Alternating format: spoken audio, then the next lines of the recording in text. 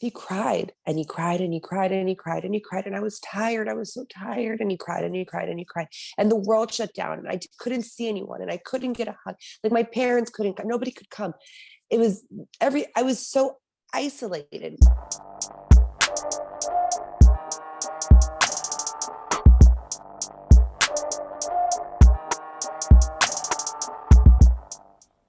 Hi, everyone. Welcome back to the show. For this episode, I am joined by a dear friend, Sharon Gjieli, who is a mother living in New York City on the Upper West Side with her husband.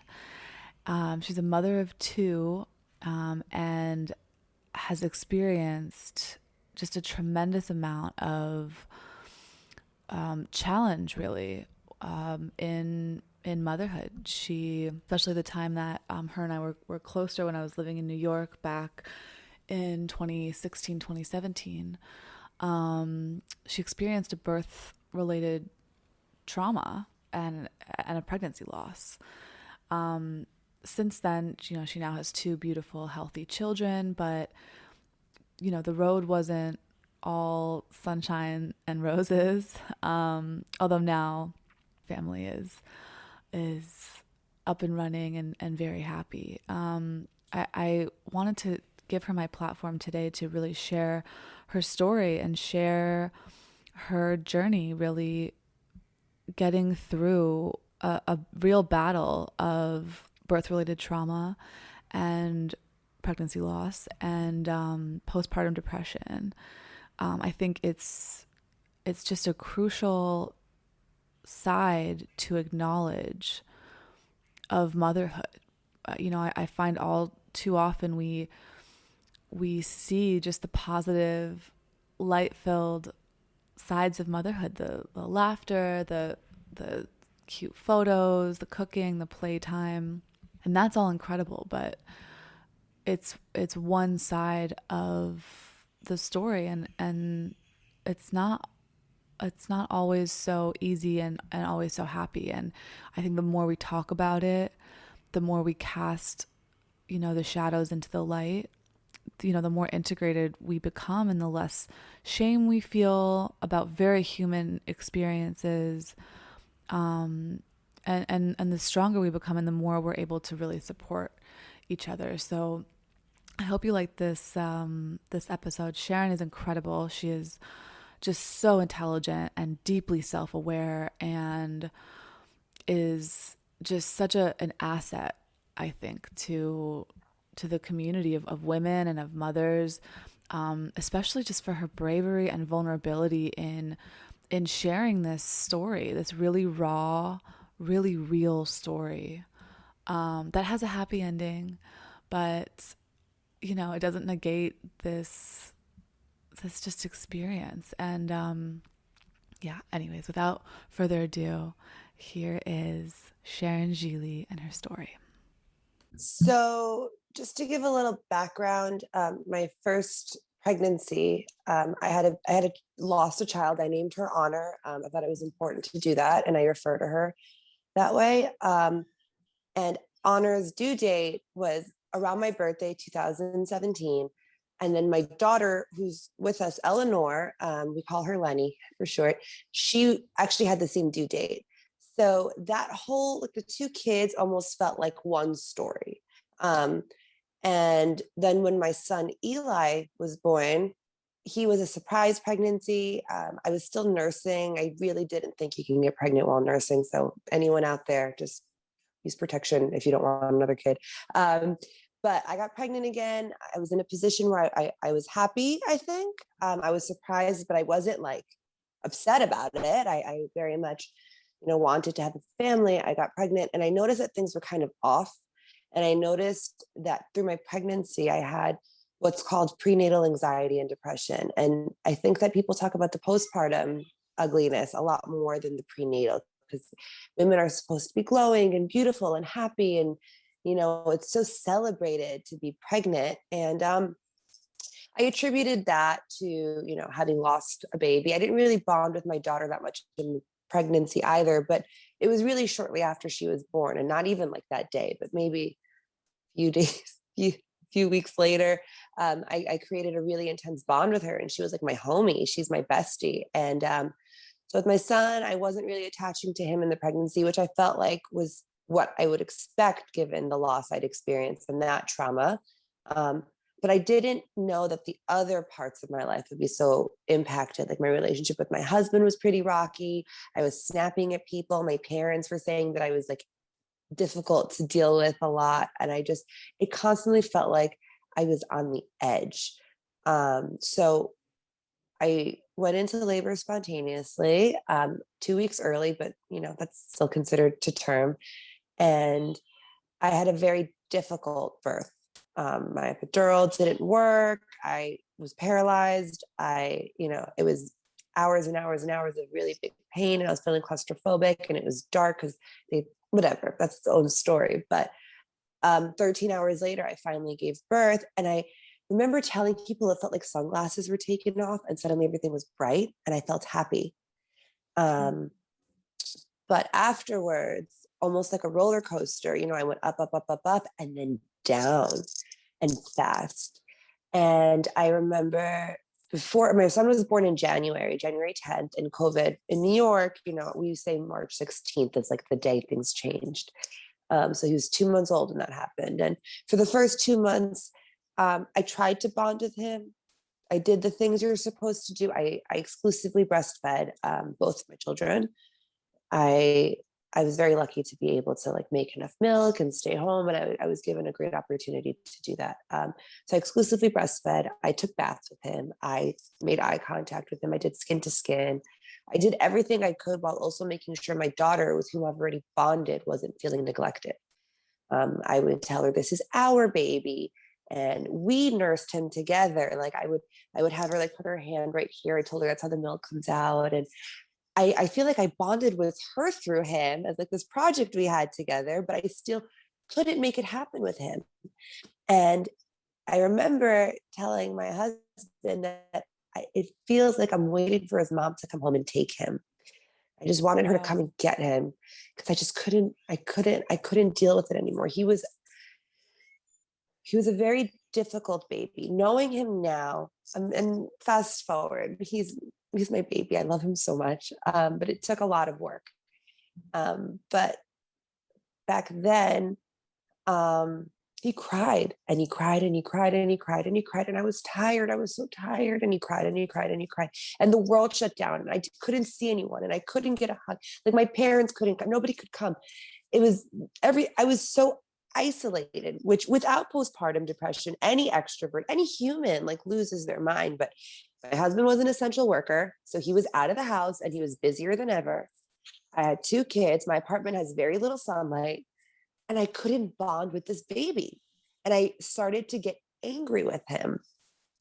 Um, and there's a lot of guilt now, like as I'm telling you this, like I obviously feel like a shit mom. I didn't want to not bond with my kid. It just wasn't happening. And I would take baths and I would look at him, and it just felt like I was acting. Like none of it felt real for me. Um, and it just kept getting darker and darker. And yeah, it gets really deep. And a lot of the thoughts that I had at the time, now that I think that I've finally like gotten out of it, they almost like they didn't belong to me. Wow. Someone who, like, I think I'm a very affectionate person. I think I'm a very loving person. Right now with my kids, I'm all hands on deck, obsessed with them. Mm-hmm. Um, but at the time, I just wanted him to go. I remember telling my baby boy, he was like 3, 4 months old, like, why can't you just shut the fuck up? Just stop crying. I yelled at this baby. I just couldn't take it anymore. And it was bad. It was really bad. And I felt very guilty, and I felt very sorry for him that he was stuck with a mom like me. I felt very bad for him. Sharon, this is Yeah. like, I just want to pause for a second. First of all, I just want to thank you again. So this is so raw and so vulnerable. And I can only imagine how difficult it must be just to even share this, but you're not alone. I mean, I'm not a mom, unfortunately. I wish I was, but like, I I think that a lot of women listening are going to relate, or if they're not going to relate now, they will in the future. So like, I just want to pause here and say that. Thank you. And also kind of go back a little bit. You mentioned a little bit in the beginning of your story how you were snapping at people a little bit, and how, you know, it was kind of atypical, you know, behavior that maybe spanned beyond just a hormonal reaction, right? Like, I feel like all throughout this whole story, for me, the way that I'm seeing it, maybe I'm wrong, but how I'm interpreting it, it's very much like a trauma response. Like it's a lot deeper even than just postpartum, you know, these feelings of anxiety and not attaching and not bonding, like could all really stem from trauma. So I want to just ask if you know, maybe if someone listening, how to like differentiate, like, do you know, like your experience with your son like, is it just postpartum, or is this attachment thing like kind of beyond that a little bit? I can only speak from my experience. I mean, like Yeah. I have a bachelor's and a half in psychology. You know, I'm not really an expert here. Mhm. Um, but from where I stand, I think that I think it's from in my a little bit of both in my case. But I know, having spoken to other women who had postpartum depression, Mhm. who don't know where it came from, I had a lot of advantages. I was Mhm. able to see, okay, I'm snapping. Okay, this isn't normal. One, because I had a child before, so I could compare the bond. Okay. And two, because I'm like super self-aware, and I've done therapy for years and years and years, and I'm able to like Mhm. catch myself. But I'm sure other women who, whether they've had inherited trauma or personal trauma, or even if it's just the hormones, pregnancy itself is a trauma. Your whole body gets taken over, and then you push, and you're the closest you'll ever be to dying every time you give birth. It's Wait, just, really? How yes, so? it's I mean, think about before technology and medicine and all these things, how many women died during childbirth. Oh yeah. Wow. Yeah. It's like, it's a really intense, I don't know how to explain to you how out of body it is to just have contractions and to like be told to breathe and push through them. And it's like you tap into this warrior side of yourself, and then you leave it feeling like you just exited a battle. I mean, that's Wow. my take on it, Yeah, right? yeah. And even I've given birth 3 times. I mentioned a loss.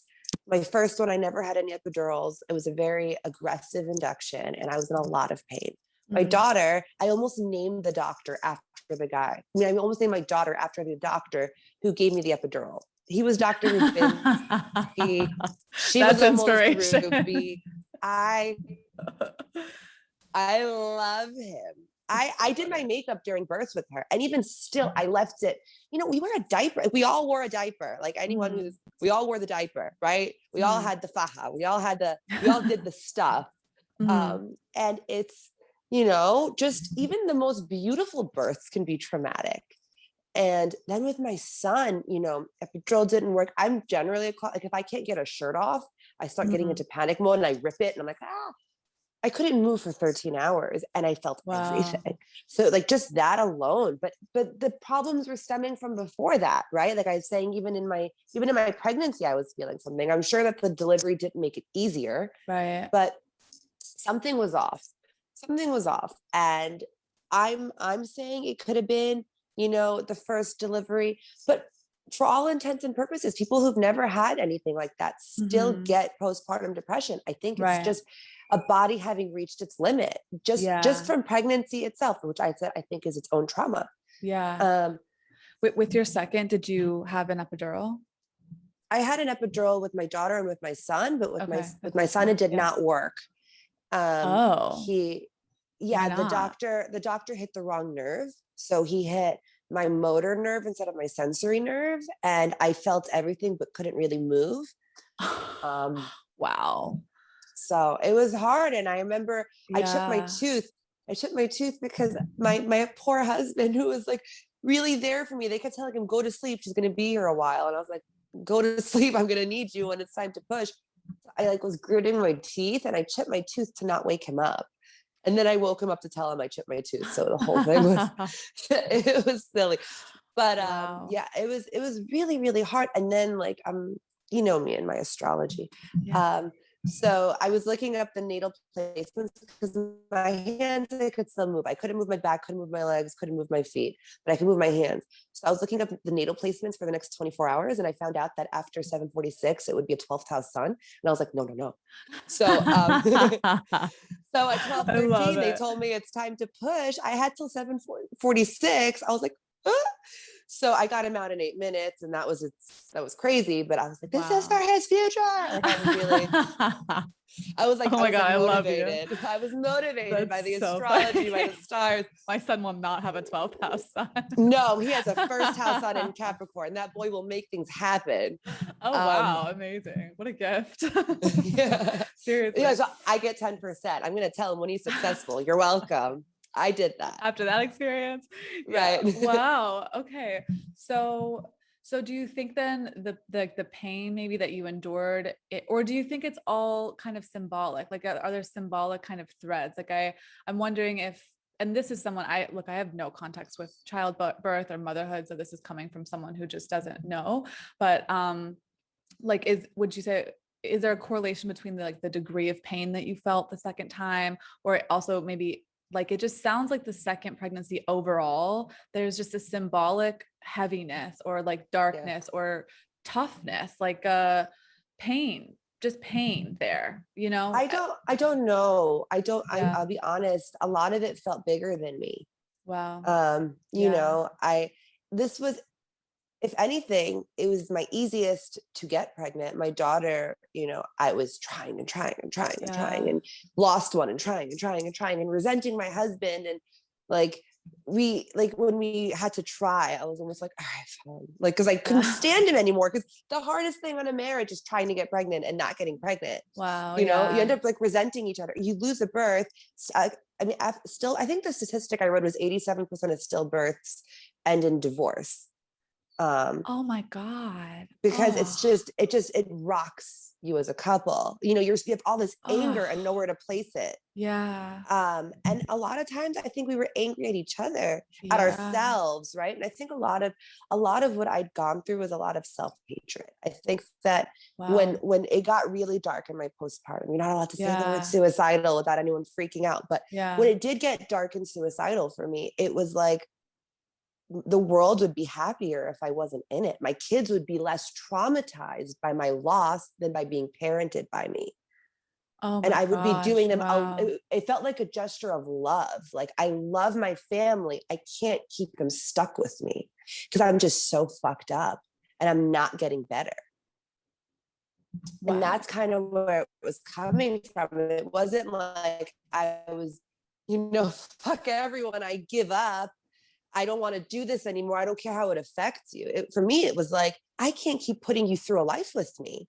It's not fair to my family that I'm constantly angry and snapping. And, I felt too damaged to conduct a family. And I felt like my family would just inherit my trauma. And I needed to end that. I needed to end that cycle.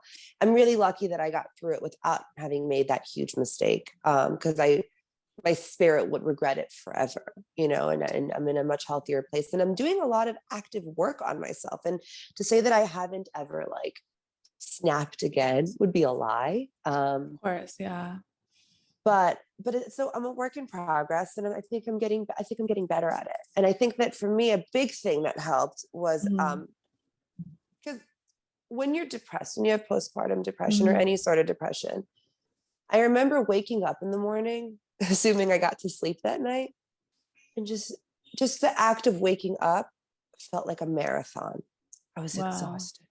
I was exhausted, but I couldn't not wake up because the kids were up. So I had to wake up. I had to make breakfast. So I'd sit there and force myself to feed these kids, and nobody could help me. Again, we're in a pandemic, right? My husband's working. He's busy. He felt like he abandoned me. He didn't have a choice. He had to pay for the food I was cooking.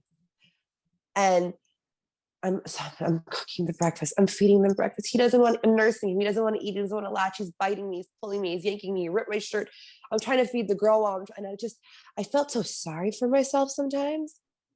I was like, there's people baking zucchini bread, getting to know it, like going to beach houses. And I'm here feeling like a prisoner in my own house. And I just want this kid to go away. He won't shut up. And he did not. And the poor baby, looking back, I think he was just really claustrophobic in his own body. And I wonder if he inherited that from my labor, because I felt so Oh, claustrophobic. interesting. Okay. But when he started moving, crawling, he became a different baby. Even his face is different. He is a happy boy now, but he just wanted to be autonomous so badly. And, and it was, and he could probably sense that he could sense that I wasn't feeling it for him. And the poor baby, like, wasn't getting the motherly love he deserved. I kept him alive. And that's literally where it ended. I changed his diaper probably less often than I should have. I bathed him when it was time. I fed him because he was hungry and my boobs hurt. So I did it. But it felt very much like I'd feed him, I'd put him down, I'd deal with my daughter. We'd play with him together, but it was an activity for me and her, not for my son and me. Right. I felt like I was putting all this energy towards her not being traumatized and just keeping him alive. And that's as much as I could do. And it exhausted me doing it, just keeping the kid alive. And then when I found myself like, oh my God, you're actually kind of cute. Oh my God, this baby, look, wow. And it's slowly, Wow. it happened slowly and quickly at the same time. And then around the summer, I was like, damn, this baby is delicious. Like I missed out. I missed out. This kid is cute. But that was after therapy, after doing all the skin to skin, all the baths, all the eye contact, forcing, because bond is a verb, Oh, right? okay. Bond is a verb. And I think Yeah. that's something I really had to take with me. You don't have a bond, you bond. You create it, you make it, you do it, you do the bonding. So Yeah. I actively bonded with my son and it was hard. It was hard. I'm not going to let anyone say, oh, you could just. There's no just about it. It's like work. I made it happen. I bonded with him. It clicked. Now it's indestructible. Now they say the mother's love. I got there, but it wasn't going to happen on it. It doesn't just click. It doesn't just happen. It's something you make happen. And it felt like it was my responsibility. He didn't ask to be born.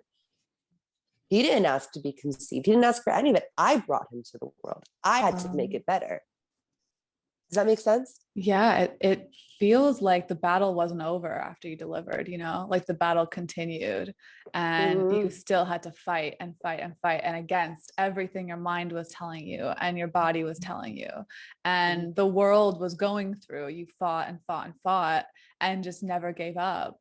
And now you have the bond that you wanted initially. It's for anyone listening who might be going through it, who might be having the same thoughts and feelings that you did, I'm curious about the direct action that you took, like once, you started having those thoughts or noticed that your mind was going like sounding like that, and, about how long it took for you to win the fight, really. So I have to say that like I said, I had very many advantages. So a lot of the women that are listening, it might not be this quick for you. And I'm sorry, anytime you want to reach out to me, by the way, I'm sure Morgan will put my information somewhere. Please do. You're not alone. But I had a very supportive husband. I mean, it took me a while to explain to him what was going on. I love him so much, but he's a rock and not an empath, right? Like he's not someone who like understands big feelings very well. So I had to kind of really break it down for him. And I'm like, it's not that it's not that I don't want to be better. It's just not happening. It's like, I'm trying to speak a language I don't speak and I'm trying to learn it. I have to learn it. So my husband was really, really good about that. He'd come home and he'd quickly take the baby and like talk to him and play with him and give him all that affection that I felt like I couldn't give him. And that took a lot of the guilt away from me. I mean, now that we're opening up from the pandemic, the biggest thing I could say is ask for help. I didn't really have that resource because the world shut down. I did a lot of physical exercise. I know that's crazy, but it worked. Something about the endorphins. I took a walk every single day. I made sure I got sunlight. I didn't wear sunglasses because I read somewhere that the sun's supposed to directly hit your eye. So I took a walk every single day, put the one kid I wore, the boy I wore him here, because skin to skin, I thought that was like a double whammy. And then my daughter was in the stroller and I walked and walked and walked and walked. And I made sure his skin was on my skin. And I got sunlight, I got exercise. I was telling you earlier, I did Zumba with my daughter to Disney music because otherwise she wouldn't let me do anything. So we were doing like we're doing You're Welcome from Moana Zumba, or like Friend Like Me Amazing. Zumba. And I was just getting my heart pumping. I was getting myself like active. And I think there's a part of it too. There's some subconscious resentment. Like I was 200 pounds after my son was born. Like I felt physically like he'd taken from me as well. Like I didn't feel attractive anymore. I'm like a 5'3" girl. I was relatively thin my whole life. And all of a sudden, I just felt like I wasn't even wearing my own body. And I think like reclaiming my body that way, I think getting the sunlight, getting the exercise, expressing to my husband shamelessly, I need you to stay home because I'm afraid to be alone right now. I'm afraid to be by myself right now. I don't know what I'm capable of. And my thoughts are scaring me. So I need you to be home with me right now. And he did. He was so good, bless his heart, you know. And I'm not saying that we didn't have hiccups or issues or fights or whatever. I'm sure there's parts of him that resented me for being so sad all the time. And he felt like his feelings were muted. And I'm sure they were. Um, but he was a very huge support for me. And a lot of women going through this don't have that. They have very unsupportive partners or families. They just get over it. Or what are you talking about? Well, I remember people telling me, what are you talking about? He's such a happy baby.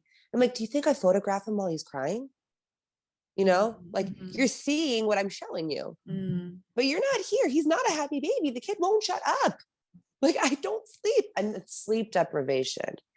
I think that when he finally started sleeping better, and Mm. I'm not like a cry it out mom. I waited for him and I assisted a little bit with like the sleeping, but I didn't do like traditional sleep training, so it took a little longer. Mm. But once he started sleeping a little bit more and I got to sleep a little bit more, I felt like a different person.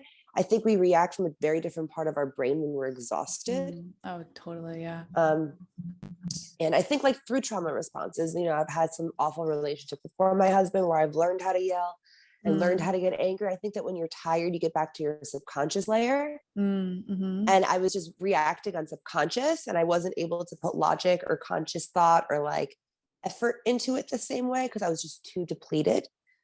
Um, so those things. And I would say also like it might not be coincidence that I felt better by the summer. The winter was Mm. gloomy. It was a gloomy, cold winter. Winter on the East Coast. Like I Right. literally moved to Mexico once the sun went away. I was back in New York for a little bit through the whole pandemic. And the minute November hit, I was like, I need to like get out of here for my own like health and My husband and I are existence. talking about it. And I'm like, Yeah. what if this winter just doesn't really work for us? Um, You're not, I feel like that's a very like logical, like, you know what? right. You don't have to. It's like if you can do, if you can get out or find some alternative or travel enough or something, it's just, it's brutal. And with lockdown and with postpartum and a new baby, it's like, Sharon, what a perfect storm. My gosh. I know. It's like I wasn't meant to be. Like it was meant to be a shitstorm. But I will make zucchini bread one of these days. I feel like I've missed out on this thing that everyone else got to do. I want to do a TikTok. I want to do all the things that everyone. I want to have like the true pandemic experience that all these other people got to have, not the bullshit that I had to deal with. It's so funny. It's like some Um, people celebrate holidays a little bit later. You could celebrate your COVID yes, pandemic in like exactly. 2022. Just like time to myself. I'm going to do yoga. Right. So funny. Wow. So, I mean, mental health, it's like, it's such a loaded thing. Like I, I don't have a child and I had a horrible experience in COVID. Like I'm just listening to your story. I'm like, holy crap. Like it could get so much darker even and so much realer and just, you know, with other like lives on the line, right? Like your children. It's just, I hope you recognize now that like, you know, your strength and, you know, just how badass you are, frankly. I just, yeah. It's you know it was one of those things where I didn't really have a choice. I didn't think I would get through it. I just I was there. Like Yeah. what are you going to do? And I think that oftentimes people don't realize how difficulty can be very subjective. So what's Hmm. difficult for me, what the hardest thing I've ever been through might be different from the hardest thing someone else has been through, Yeah. but it's still the hardest. right? Yeah. It's still very subjective, and people like really had a hard time during pandemic. And I'm talking about my experience, and there's women who are stuck home with abusive men. And I'm Yeah. like, I don't know if Yeah. I could do that. I mean, I don't know what I would be if it wasn't for my husband being how he was. I don't know. Um, and then also, like, I got very lucky. My parents, I mean, I was not lucky about this. My parents got COVID in March. My dad's a physician. Mm. So I couldn't see them. I mean, it was a lot of back in March, you got COVID. Like if you touched a cardboard box 3 days later, like Wow. we didn't Yeah. know anything about it. Yeah. Yeah. So we were terrified. Mm-hmm. And around like, I think it was in June, the first time we went to their house, and they had a backyard. And I don't have, I live in Manhattan. And not only do I not have a backyard, if I show you my view right now, it's a brick wall. Like my view is, it's like window, brick wall. So my parents were like a huge support system for me too. I went over there every weekend. I kept my kids outside. We soaked in as much sun as we could. And Mm-hmm. my mom like spent hours and hours and hours cooking, because you know how Jewish moms are. She Mm-hmm. made sure because she made sure my kids ate food that they were gonna love, because there's nothing like grandma's cooking. And she did all that. So that, again, like I had a lot of support systems later on, and it didn't get better until I got to tap into them. Like Wow. when it was like super isolation, there really was nothing. There was nothing I could have done.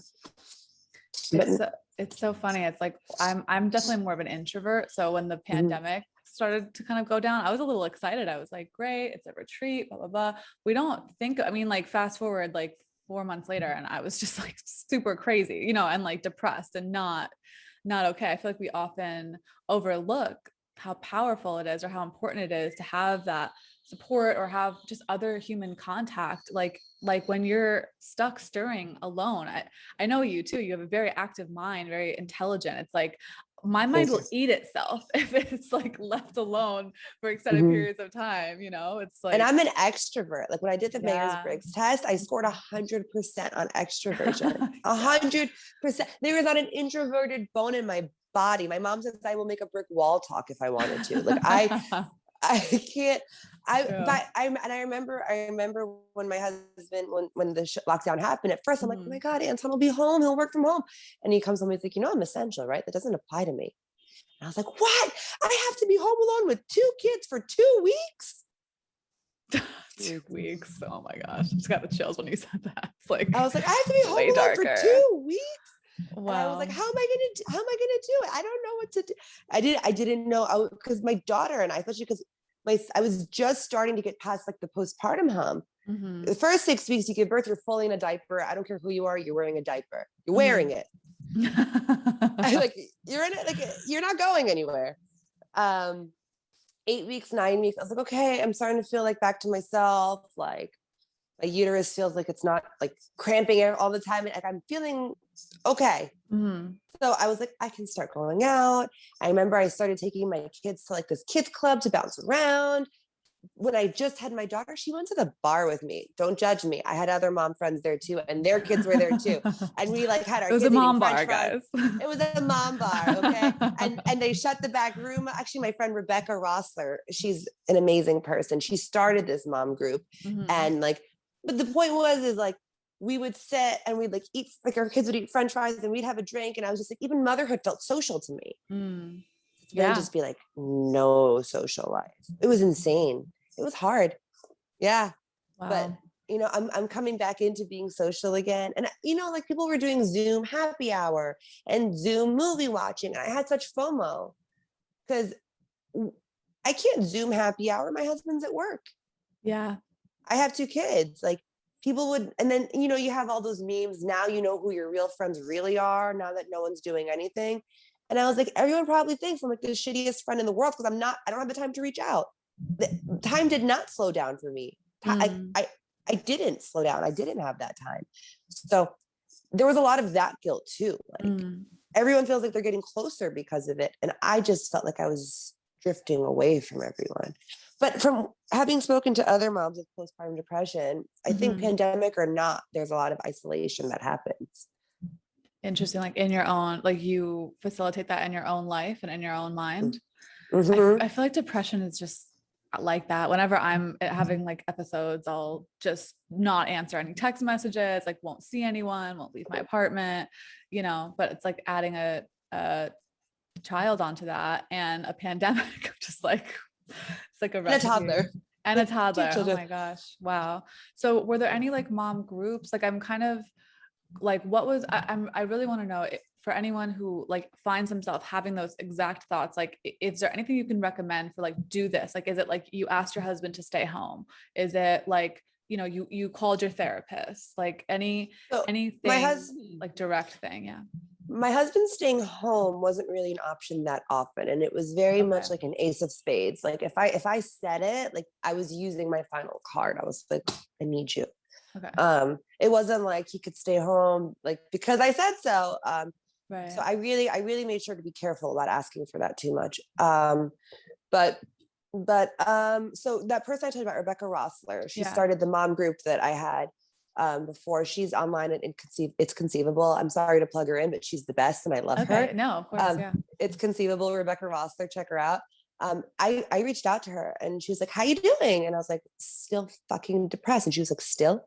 So she posted in one of her groups, like, I need a therapist for this girl. Like, this is getting way out of hand. Mm. My insurance, you know how insurance is. My Yeah. insurance didn't cover many Of course. psychologists. And I didn't really have $200 a week to throw on like a shrink. Like, I just didn't Yeah. have it. Yeah.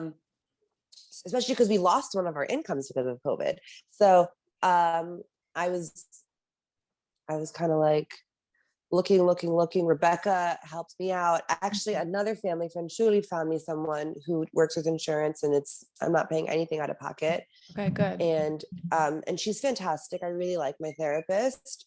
But I would say a lot of the work, I mean, you don't really resolve depression in 45 minutes a week, you know, like Right. a lot of the work she does is a lot of DBT rather than CBT, which is a lot of like being aware and like being in the moment and grounding yourself. And like sometimes if I get really into it, this is a really good trick, by the way, for anyone. If you're like in it and you can't get out of it, I'll do the five senses, and you can switch up the order. It doesn't matter, but I'll do like 5 things in the room I can see, 4 things in the room I can hear, 3 things in the room I can touch, 2 things in the room I can smell, 1 thing in the room I can I don't know, I guess taste. I don't know myself. I don't know. But like you figure it out yourself. You find your own 5 and you'll go from there. And it could be the next maybe 5 things you can hear. It doesn't matter. The point is to get you centered in the moment. And it makes a lot of that. It brings you back to where you are. And a lot of those crazy like thoughts and stuff, it silences them for a while. So you can make a rational decision or whatever Yeah. it is. It sounds So like it that like helped me a brings lot. you into your body, like into like the here Yeah. and now. I think with depression Yeah. and anxiety, it can like throw you into the future or into the past, or just like, you know, in this emotional state that's not real either, you know, a lot I of times. find that for me, depression is about my past and anxiety is about the future. Yeah, Like I'm totally. anxious about the future, I'm depressed about the past. And they they marry each other and make shit really crazy. But I think being present is where mental health really, and it's such, people can so toxically be like, oh, just, you know, just stay positive, just be present, just worry about right now what's good. And like it feels like really annoying advice because you want to be like, do you have any idea what it feels like to not be able to wake up? Do you know what it feels like to hate yourself so deeply? And that's kind of where I got resentful. But if you take like the toxic positivity out of it, finding a way, it's difficult, but finding a way to ground yourself in the present really does help. Yeah, well, it sounds, I completely agree, but I feel like what's preached a lot in mental health circles and on Instagram is only that, and not the shadow work, not the darkness, not the being honest with yourself about what your head sounds like right now, not the where that might come from, not the like unearthing, you know, the root of all this stuff and like looking at it honestly. Like I think it's so important to be present, of course, and in your body and you know in your right mind, but like if you do that only, it's like you're ignoring all the other stuff, and the other stuff isn't going to go away. It's going to get more and more, you know. I think like the more we look at it and confront it and are just honest and like getting it out, like taking the darkness and putting it into the light, that's when we find So the healing. metaphor I like to use for it when I try to explain it to people is like, Yeah. if you have like a splinter Mm, and you put a Band-Aid on it, a really pretty Band-Aid on it, and then it just yeah. starts getting infected. So you put another Band-Aid on it and another one and another one. And it doesn't, and then these Band-Aids are like heavy and all over the place. Splinter didn't really go anywhere. You didn't remove it. You didn't Yeah. remove the issue, deal with it. Like antibacterial, make it better. You're just hiding. And that's where I think a lot of the toxic positivity comes in, where it's like, just make it pretty because you want to be palatable. Like Yeah. you don't want people to know how depressed you are. So you put a smile on your face. And because you don't think people have said things like, oh, what? So we can listen to Sharon talk about how miserable she is again. I know it's been said about me. I confronted the people who said it. It broke my heart. You know, Mm-hmm. it made me sad because I was very honest. I'm like, guys, I'm really going through it. And Mm-hmm. sometimes people want good vibes only, and they don't want to deal with those ugly sides of you. Well, it's uncomfortable, and I'm curious. Well, for people who maybe don't look at it themselves, or just in general, it could be an uncomfortable thing. But I'm curious in mom community. So this is, as me, a total outsider. But a lot of the things that I see about motherhood, I mean, I see some authenticity like on TikTok about, you know, how crazy it is and how messy the house is, and just like, you know, there's a mom talk, which is amazing, and I'm like pushing for you to get on it. But I would love that. yeah, but there's not this like mental health darkness. Like there's the messiness, there's the, oh, my kid is crazy, there's the like, I am like cleaning the toilet at 2 a.m, you know, like there's that, but there's not this like raw darkness that can come with the experience of bringing forth life into the world. And I'm just curious, like you being on the inside, do you feel that? Do you feel like there's almost this toxic positivity in the mom community, or do you feel like, did you feel like you couldn't be totally authentic or honest with what, you know, exactly you were going through maybe? So the same group of girls that were like Mm. French fries in the bar that I told you about, Yeah. they all left New York. It was Wow. really, I mean, I think a couple stayed and now they left. I think I have one more girl in New York, my girl Jenna, she stayed here, but everyone else slowly but surely dispersed. A bunch of them left immediately during COVID, but we have a WhatsApp group. So Okay. like I messaged and, you know, a lot of them, it was crazy because we were all pregnant at the same time with our second kid. Isn't that Wow. crazy? That is Yeah. crazy. Yeah. Cool. Really weird. It felt Yeah. like kismet almost that we had Yeah, like for our sure. first kid at the same age and now we're pregnant with the second group at the same time. Wow. So like I very much opened up to them about it. And you know, they were as supportive as they could be, but it's really hard when you can't get like a physical hug from someone. Like it's really Yeah. hard when you can't be like, hey, can you keep this kid alive for me for a second? I need to go drink a coffee while it's still hot. Yeah. Wow. And so, but in terms of like motherhood outside of it, yeah, I mean, I hear a lot of women like, as soon as the baby was in my arms, my world was complete. And I'm like, but was it? Because even when like Yeah. my daughter Eleanor, my daughter Lenny, Mhm. she was my easiest in terms of birth, pregnancy. I mean, I was diabetic when I was pregnant with her, but that was fine. It was fine. I mean, I bonded to her the fastest, but even still, when she was first born, I'm like, I just met her. Like, Mm.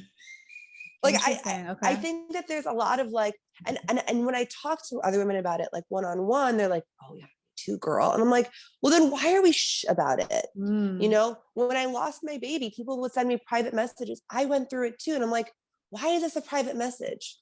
Like, why are you closing the door to make sure nobody hears you? Why is it dirty?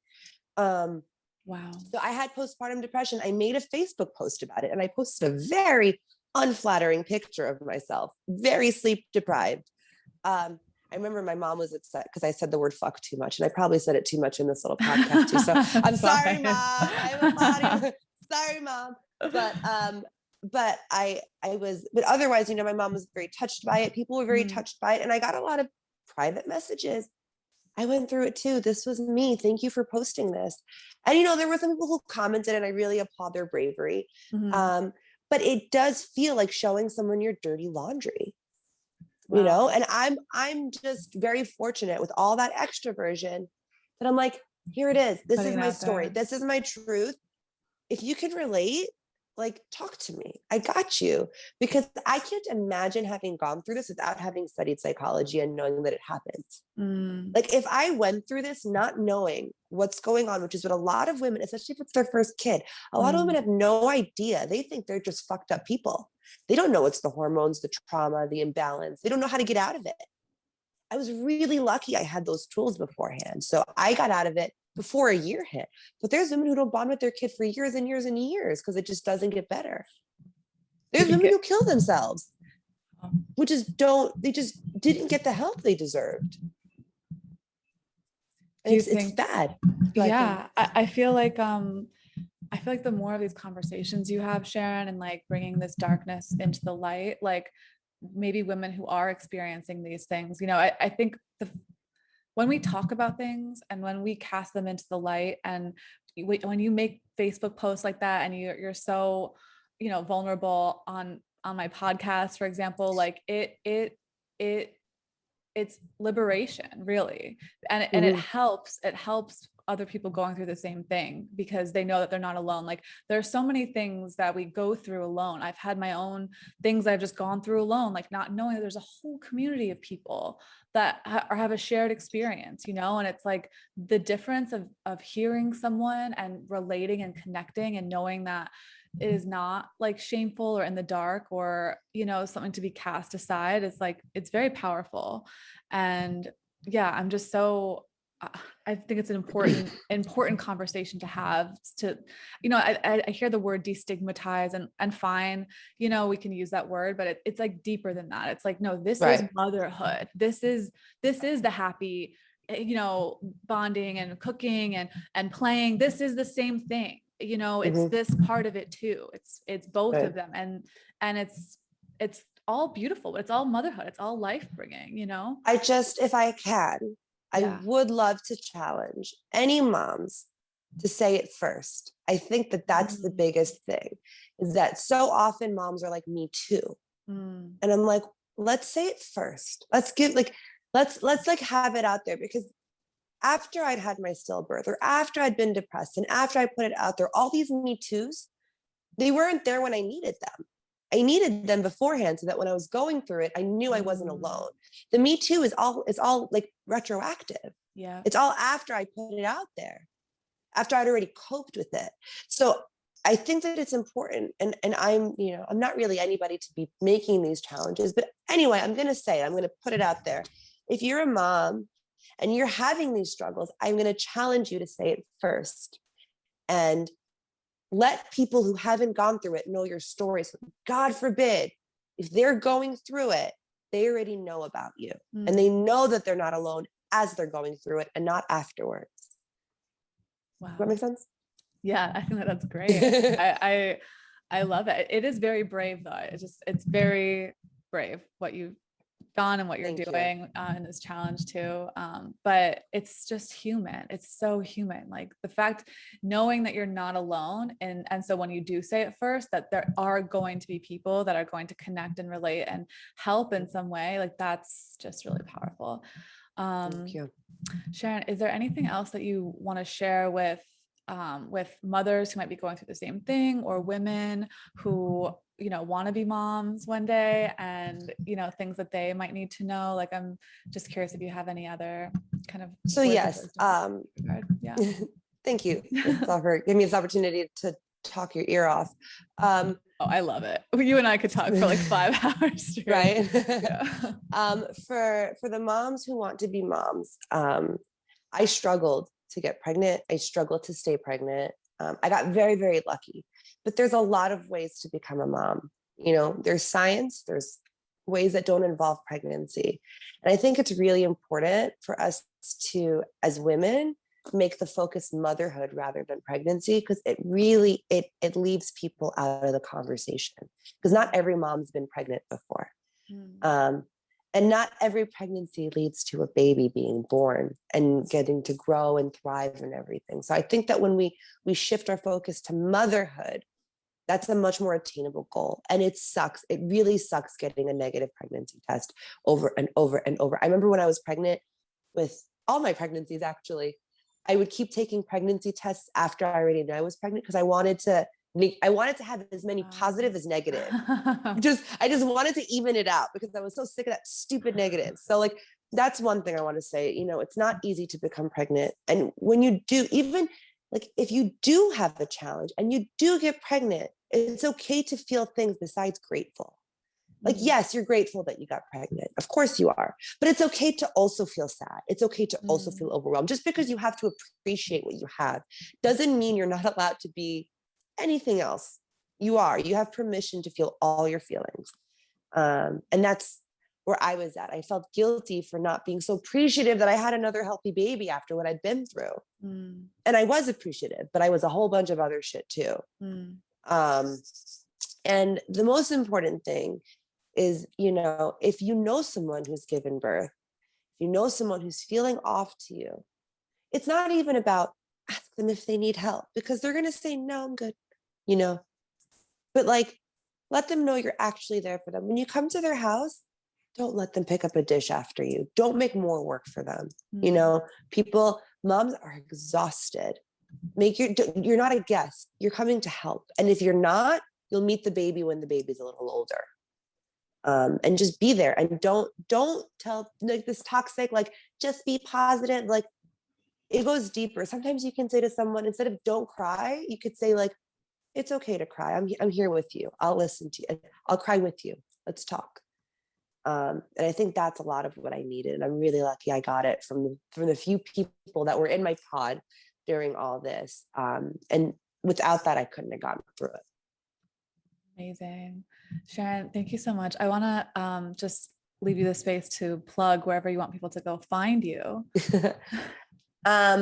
So most of my stuff was makeup related. I'm not really doing the makeup stuff anymore. I'm full-time mommy. So you can get me on my personal Instagram, which is SHH Lips, LIPS. That's because of my maiden name and I haven't changed it yet. Or on Facebook, I'm at Sharon Gjieli. It's pronounced Gjieli. It's my husband's last name and I'm proud of it. But it's very difficult to read. So it's Gjieli. And if anyone has anything that they want to talk about, just DM me. I'm around. I'm happy to talk, happy to be there and cry with you if you need.